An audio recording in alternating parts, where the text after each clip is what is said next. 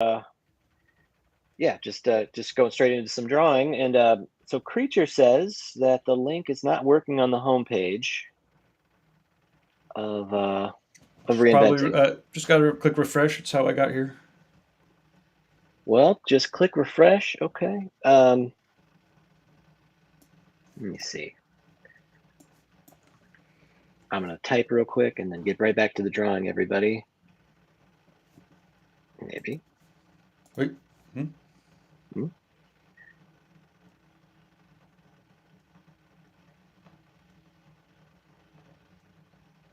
Oh, the YouTube link seems to not be working or whatever. Just send everybody to the homepage of reinventingthetattoo.com. Go down to the Google event, and the latest link is there. Okay. I don't think there's Well, any links. I think well somebody so I think I'm not sure if YouTube is working. Maybe. Let's check. I would just run with it. It's working. We got 16 viewers. Hey, Oh, let us okay. know in the chat rooms that you're watching. And there's an old YouTube event from the misfire, but and again, the main thing is when people are beaming in to make sure that you turn off the stream in the background. That was the cause of the echo panic earlier. But you can just run with the show. Do it up.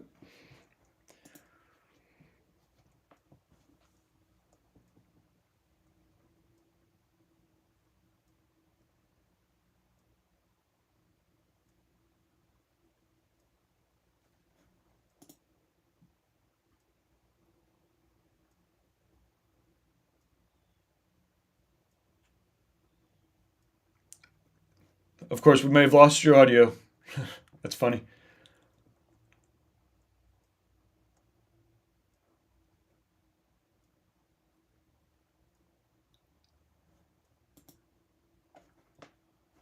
Let us know in the chat room if you could hear us.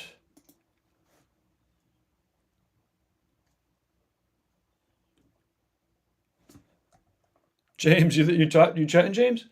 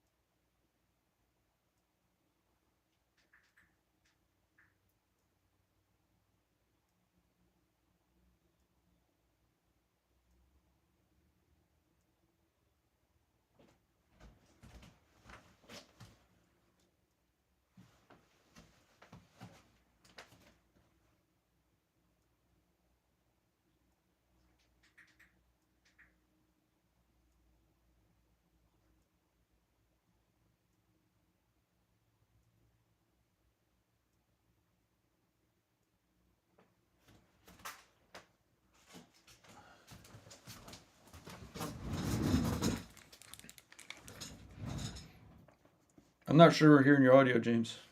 Let us know in the chat room if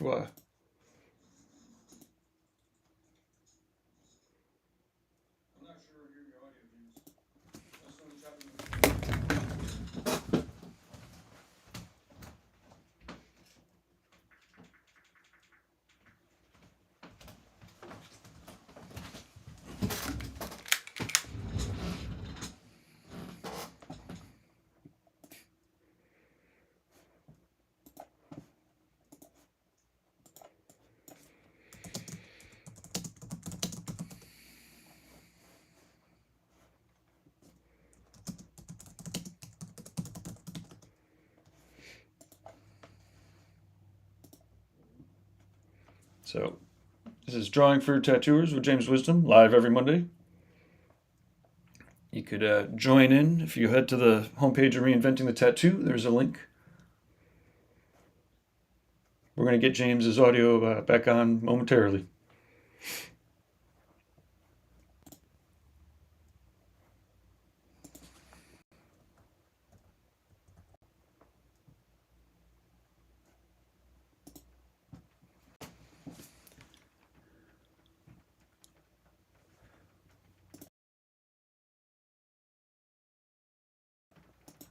Oh, nope, James, I'm not able to hear you, I don't think. Let us know in the chat room. Can you hear James? This is funny. He was talking just moments ago. Maybe he took off his headphones? Oh, hold on.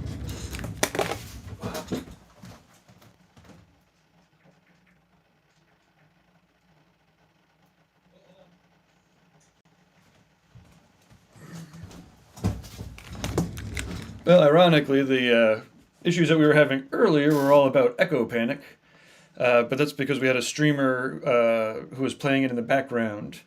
Now we've got James with no audio, although he was talking earlier. Maybe the power ran out on the headphones. If you go to your audio settings, James, you can click on the buttons. Maybe your Zoom took over the audio.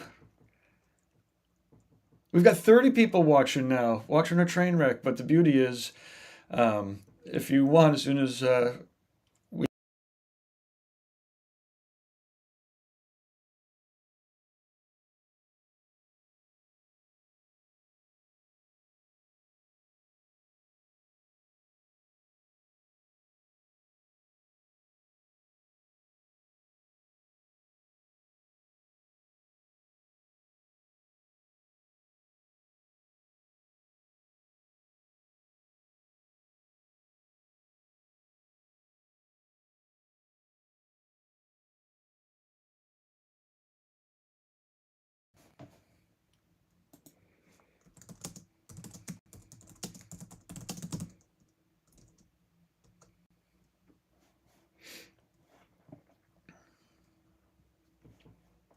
James, you got it, your audio. Ah, no, it's not working.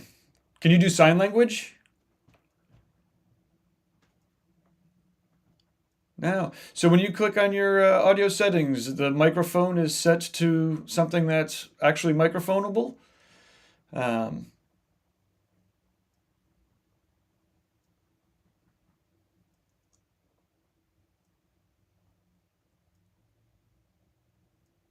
we were hearing you previously, so somehow it was working, but now it decides to have stopped. You might try logging out and logging back in. Now I'm hearing music.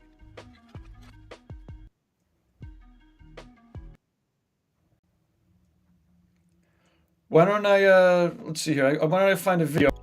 Find a video here, and then we'll,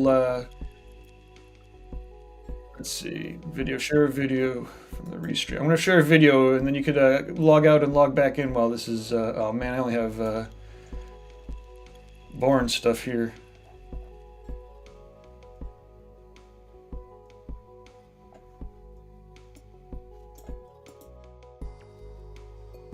So James, I'm hearing that audio as you're changing it.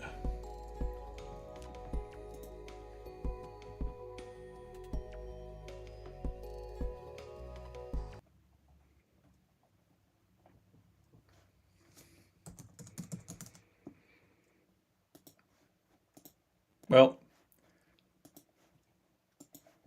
if we can't get your mic back,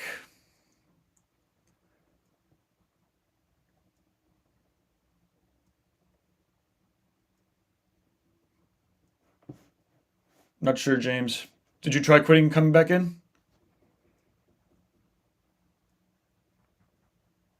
Try quitting and coming back in.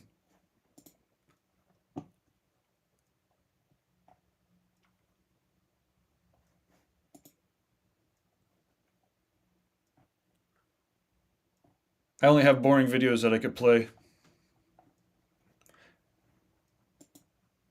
Well, James, first quit on out and then come back in. Maybe even restart your computer. We could have, or unless you want to just cut it.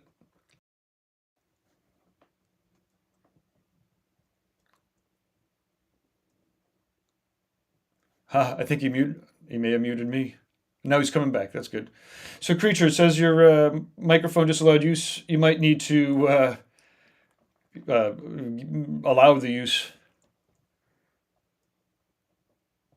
We'll see if James makes it back in here. I have old videos, but I'm not going to subject you to them. Let's see here. All right, I can hear you now. Oh, James, here we go. You're back.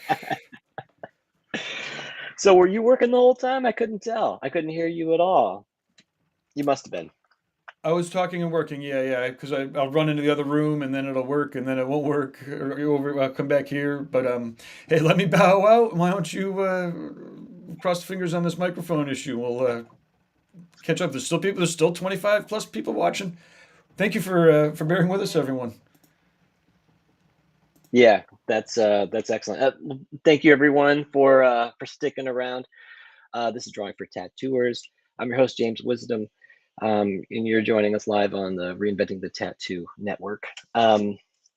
Okay, so oh, uh, he is faking. Oh no, that's not true. I am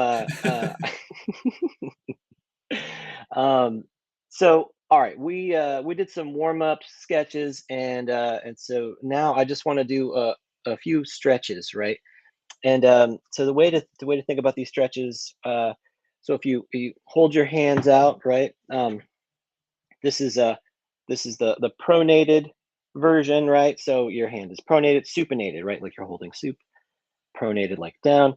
Um, and so if you want to stretch the extensors, right? We're gonna hold our wrist, right? We're gonna push back just a little bit like this.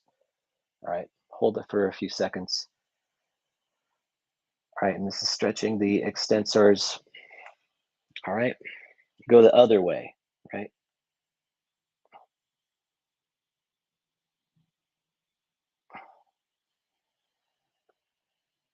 There we go.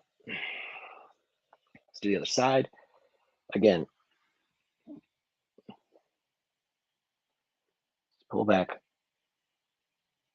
All right.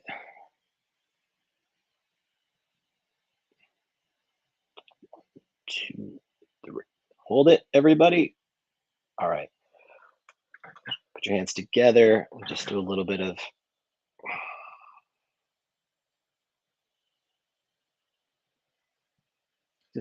of stretching, a little bit of flexion.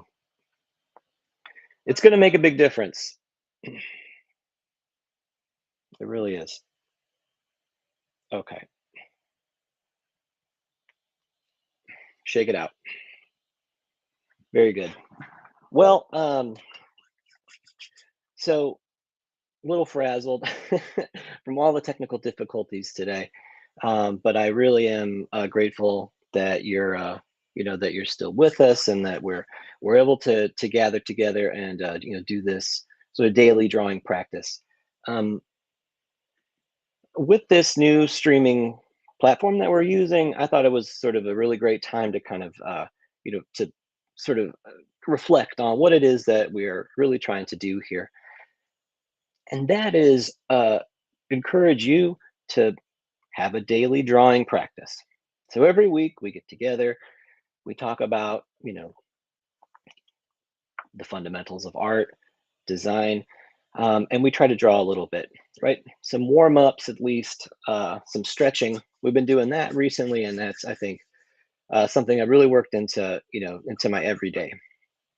And so I hope that that's like a positive thing in your life.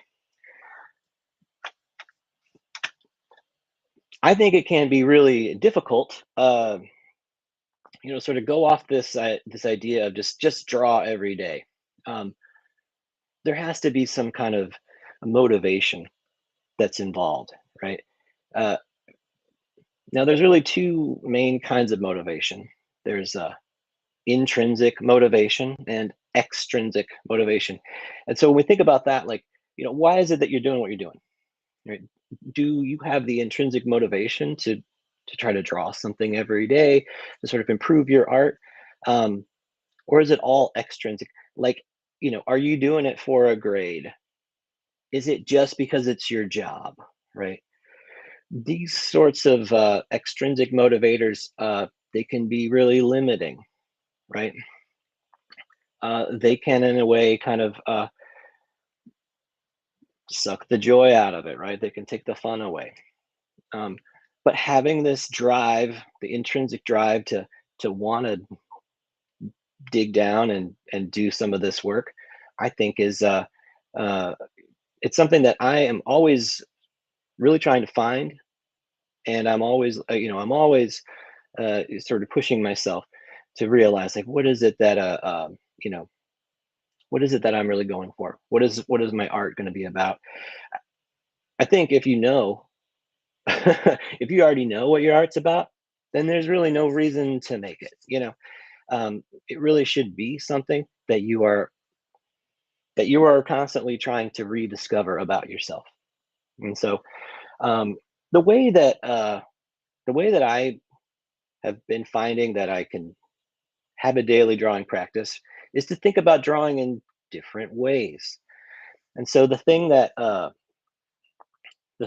is so valuable, for your own professional development, for your own like capacity to make up new ideas to get it out on paper. Um, I think starts with thumbnailing, ideation. Ideation can be a lot of different things. It can be making a list of words. It can also be doing image searches, making a you know an inspiration board or a mood board. Like you find all sorts of like colors that you like, shapes that you find interesting. Putting those inspirations together, that ideational sort of library, if you like, it's going to help you um, when it when you are searching for something to work on, searching for something to draw. So sitting down, thinking of drawing in different ways, it's not just a pure finished drawing all the time. It can actually be mm, it can actually be something um, that's very rough, right? This really, sort of loose ellipse drawings that we do in the beginning of the stream. I I do think that those can be very useful. Um, Also, putting together really loose thumbnail sketches. Um, these can also be something that's invaluable to your process. And so, um, here we go. Good morning, Spirit. It's working. Good morning. Hey, Spirit, could you turn your camera sideways? Oh yeah. Or maybe not. Let's just, if it's working, let's not fix it. It's working, I think. How much hassle could turning a phone do? Well, I don't know Ah, today. It's fantastic. He's back. Whew. yeah, I don't know today. It's been the struggle is real today, that's for sure. So, well, And anyway, so I was like talking about thumbnails and stuff. I was talking about like trying to come up with a way to be able to draw every day, an intrinsic motivation, if you like. So, hmm, so I figured that it would be it'd be kind of interesting, and maybe I can share this with you. Um, this is something that I think is well, I hope he doesn't mind, really. But let's see. I'm gonna share my screen. This cool.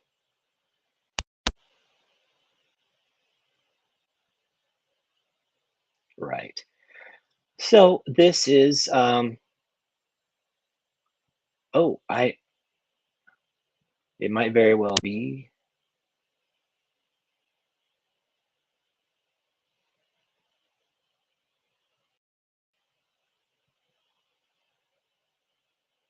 hmm, it looks like it's working. Are you screen sharing reinventing? I was. Could you hear anything I was saying? I'm not sure.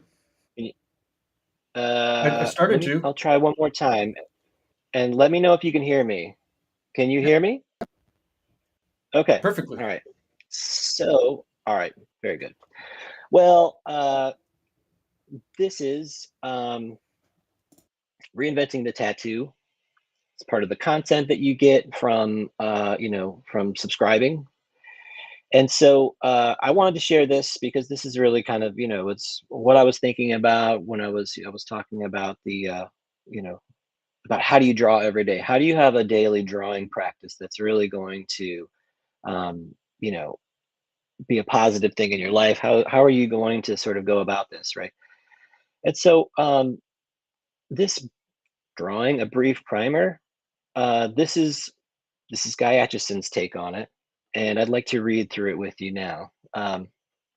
So he's opening up the book and he's telling us, kind of giving us the sort of um, this very sort of an opening chat, if you like, right?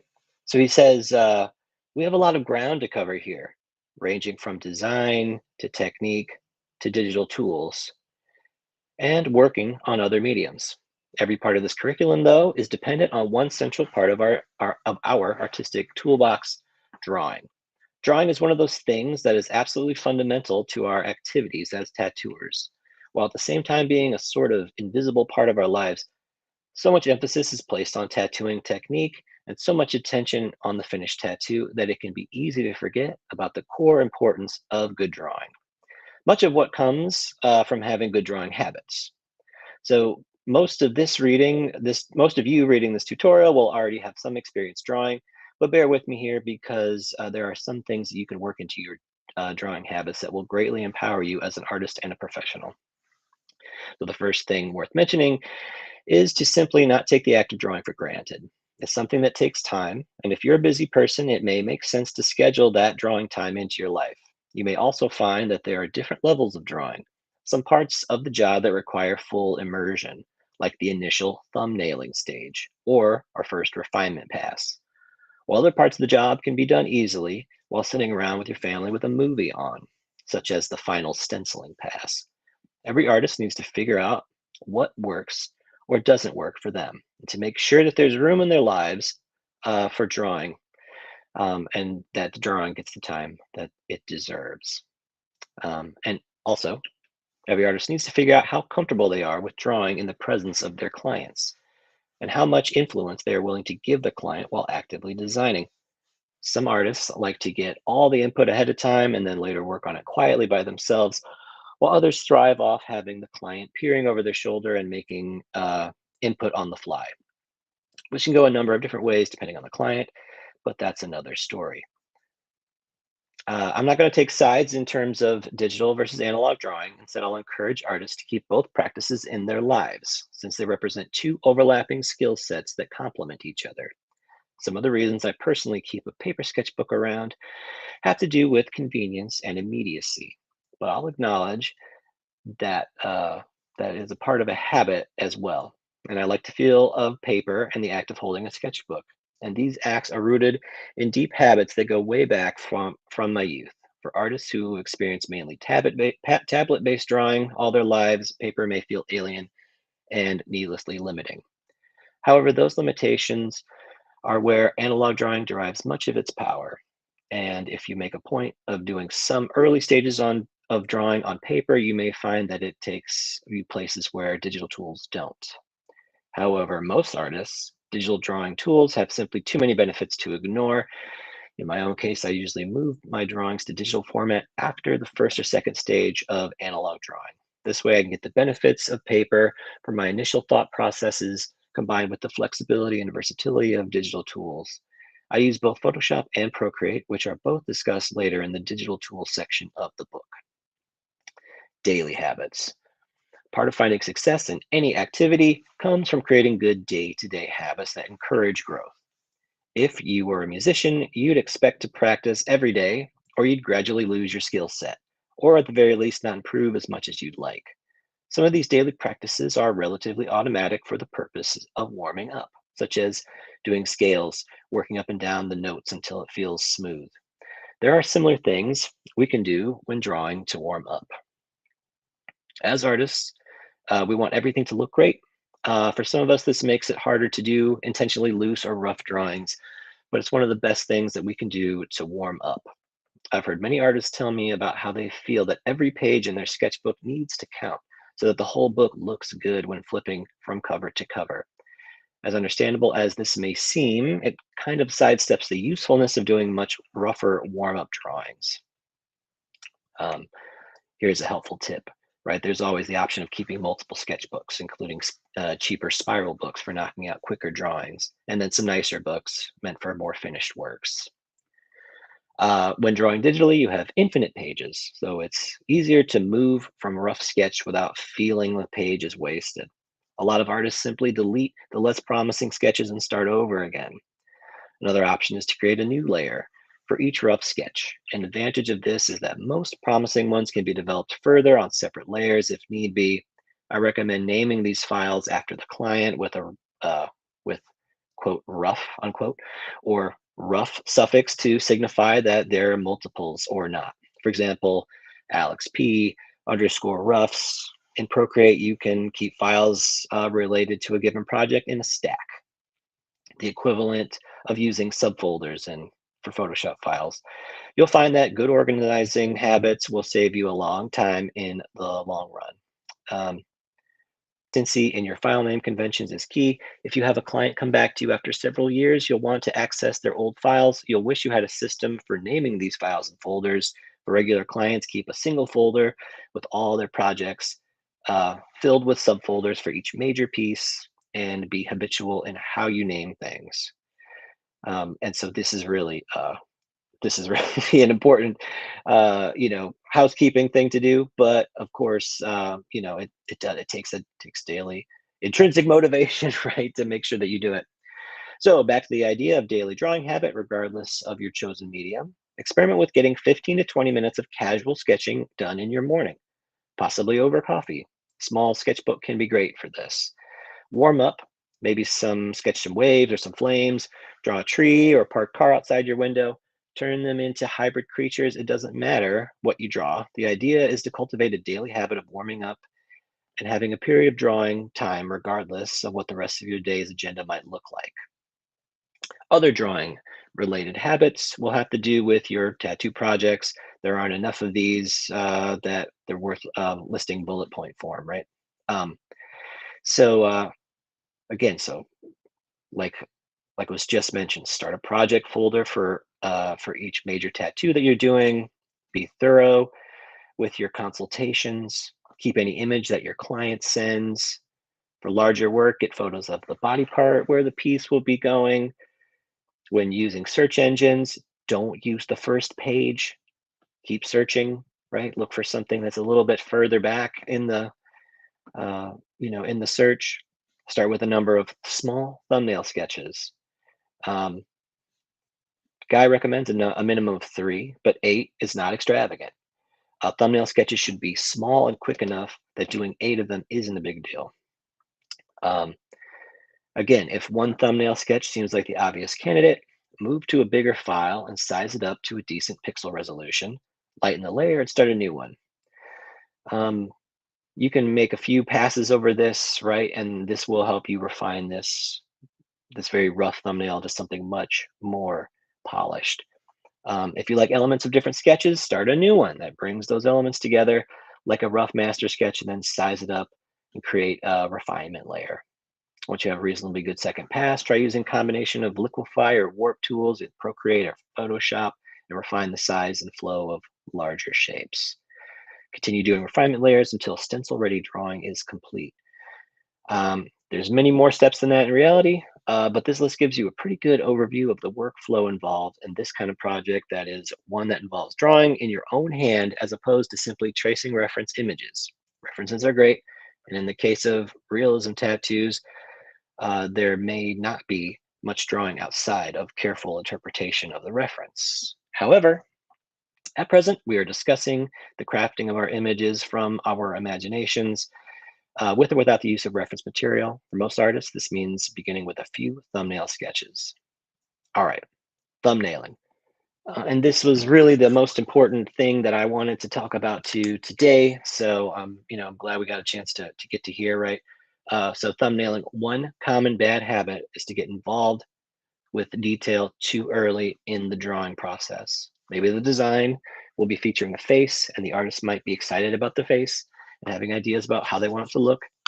As a result, the facial features end up getting dialed in before the rest of the composition has been established.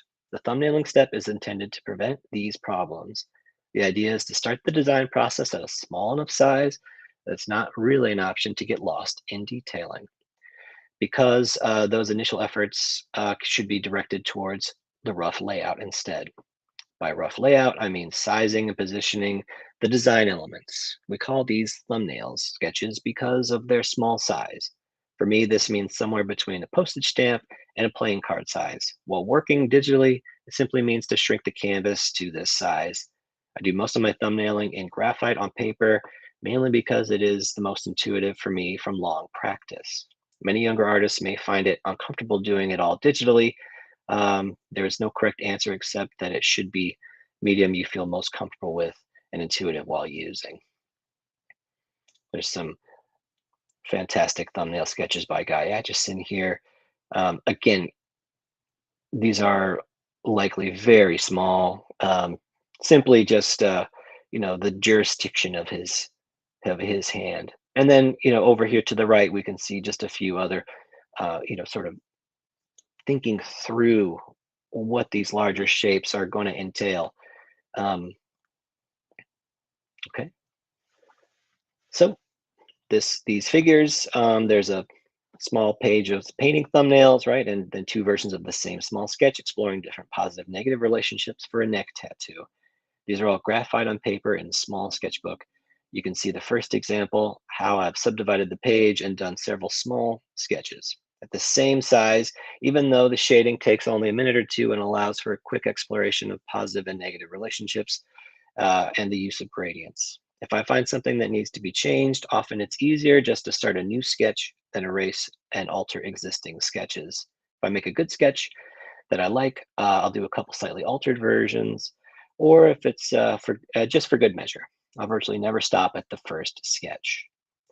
Below in this figure is an example of the thumbnailing process that I use for working with references. I keep the reference images visible to the right on the left side of my canvas, and then I'll subdivide the remaining area into 4 sections, in this case, oval areas that have been marked out. And I'll size the canvas on my tablet screen so the ovals are no longer playing card size. This example is from one of our Monday night exercises where we start each session by doing 4 quick thumbnails, 3 to 5 minutes each. And I'll take a moment and remind members that these exercises are highly recommended. Part of the reason for doing multiple sketches on the same panel is to remind myself that I'm busting out quick sketches. The temptation to start development and detail always is there, even with the smallest of sketches. I found that when I've started by subdividing the sheet, then I will feel committed to filling out the spaces that I've outlined. And in general, I'll be thinking more quickly. It's part of the daily reinforcement of what I believe is an important positive drawing habit, to start with a number of quick thumbnails before committing to the development stage. In some cases, I will end up back on the first sketch. This first one is often the combination of elements that I had initially thought of as the most obvious. And in subsequent sketches, sometimes I won't find a better one. But this is rare. Most times, the first sketch is visibly the worst. The initial missteps taken to get the drawing process started. I will sometimes find that I don't have a favorite sketch in the batch. In these cases, I will look for the best parts and see if there are ways that I can combine some of these elements into a single drawing. With the pumpkin sketches, the decisions made about size and placement in the fourth drawing were informed by doing the first 3. So I felt this was the best pick. Once a preferred thumbnail sketch has been selected, one of these that has all the good bones of a good drawing, then development can begin. For me, this will often happen at a fairly small scale too. When doing this development step digitally, I'll duplicate the layer, lay my grid with my grid on small sketches, turn one of them off, expand the sketch. The whole canvas is made fairly small on the screen. And once I've dialed in the basic placement and flow, then I'll allow myself the option to zoom in and get more particular. So again, we can kind of see this, development from this very rough sort of, stage to a much more refined one. Um, This is how Guy is doing it. And if I'm doing this development on paper, I'll let's see. Oh, lost my place. There is a very specific reason why I recommend doing this stage of development at this size, right? The smaller size. Good flow is hard to fake, but if you find that you don't overthink the process and let your hand find its natural movements by drawing quick, loose gestures, most of the lines in the design will appear fluid. Um, at this particular size, the hand is able to navigate around the entire drawing without requiring the efforts of the whole arm to move it around. This places the entire drawing area within the jurisdiction of the bones and muscles of the hand, which possess their own fluid mechanics, which as an artist, you want to tap into and make good use. Um, you've heard the term the artist hand, which refers to a particular style and look of each artist's drawings. This is a thing that happens partly because the artist's preferences and tastes, but it's also largely a result of the particular size and structure of the hand itself. Every hand is unique, um, and we each use our hands a little differently. By developing the drawing at the modest size, you'll be able to tap directly into the flow and structure that your physical anatomy embodies. You'll find that there are certain diagonal movements, S curves, and arcs that flow from you most effortlessly. These smooth arcs are much harder to lay out in larger scale because they require the efforts of the arm. Wrist and hand working all together can compromise the simple purity of the movement. Okay. So, how far to develop each drawing is going to be different for each artist and for every project. So, I'm creating a design that incorporates several references and involves complexity, interactions between the elements. I'll be making a full size color rendering, mostly in digital form. For a biomech sleeve, I might have a dozen rough thumbnails and larger sketches that have gone through further development, but much of each stage of the drawing will be happening directly on the client's skin with markers. As for the cover-up project shown above, you will be able to know in your heart with confidence that you've done all the right amount of preparation for each project. Goal is to be able to sit down with your client and move forward without wasting any valuable time. Take a moment and appreciate this process. So many thumbnails digitally rendered here across the top. Um, And then again, when it comes time to draw with a marker, the guy's made a really simple plan for himself, that he was able to really effectively develop a much more interesting composition. Um, but again, these humble beginnings, right? Before you can get to this good stuff, right? There's a bit of endurance that you're gonna have to undergo. Okay, so is it possible to do too much preparation? The final process of actually tattooing should not just be a clinical step of reproducing a completely resolved design. I believe it's important to leave some room for discovery and invention in the tattooing process. This keeps it engaging for the artist. The simple act of duplication can feel like a chore if there isn't room for artistic exploration. You'll learn from experience where the threshold is, where you are prepared and confident. But you also know that there's a lot of fun discoveries ahead. um, this is the tattooer's sweet spot. With all good habits, with these good art habits, you'll be able to do most of your tattooing while sitting in this zone, this sweet spot. Regardless of how you choose to work, digitally or analog, developing these drawing habits will empower you to get the most ideas stencil ready in fewer steps, and with better results. We'll put these ideas into practice on Monday nights exercises. So come with us to draw. Uh, okay, very good. So there we go. Thank you for for sharing that with me. I really like that initial opening chat that Guy gives to us, um, and it's echoed in a lot of art teachers. They echo this exact same sentiment. um, of being able to stay loose, not being so precious with your initial drawings, allowing something to develop. uh, these are really important. And so I think it would be nice if we can do a little bit of sketching do a little bit of drawing right now. So, so if you're still with me, I'd love to invite you to draw along. I'm going to try to share my screen again, and we'll see if it will work. Hmm,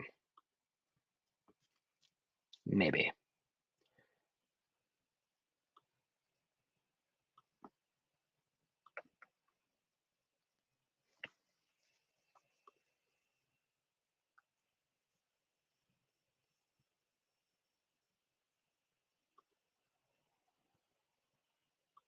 Mm,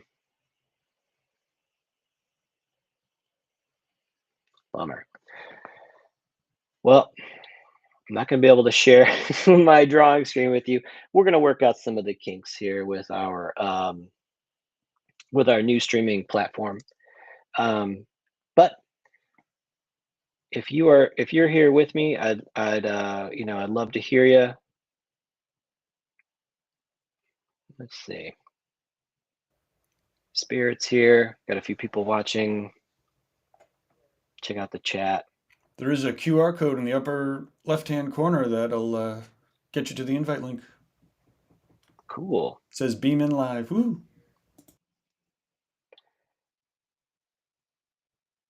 Excellent.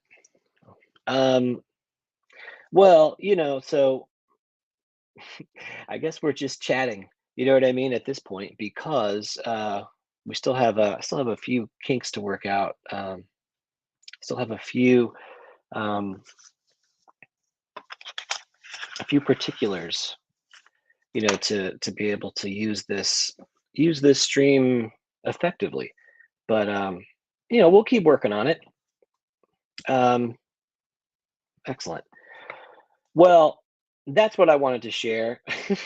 I'm going to get to my drawings and stuff. I hope that you enjoy your drawings as well. Again, think of your drawing in different stages, right?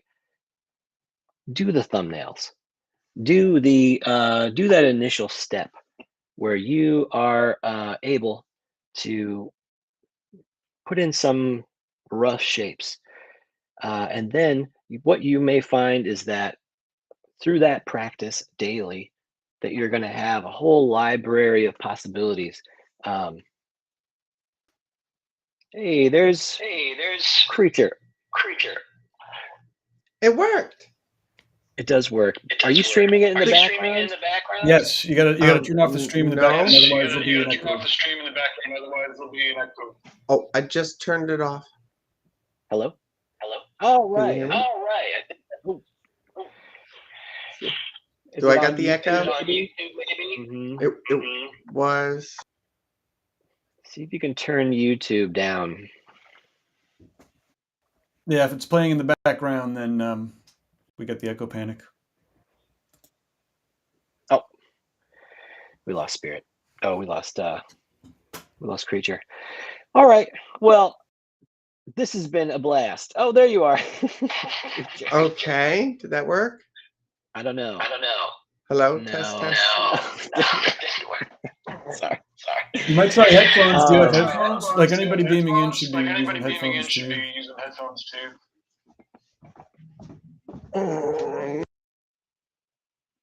We'll try the But headphones out and we see could if end the that show works though. out. We could have people. We could set up like another testing time for people to try to beam in and test out their tech too.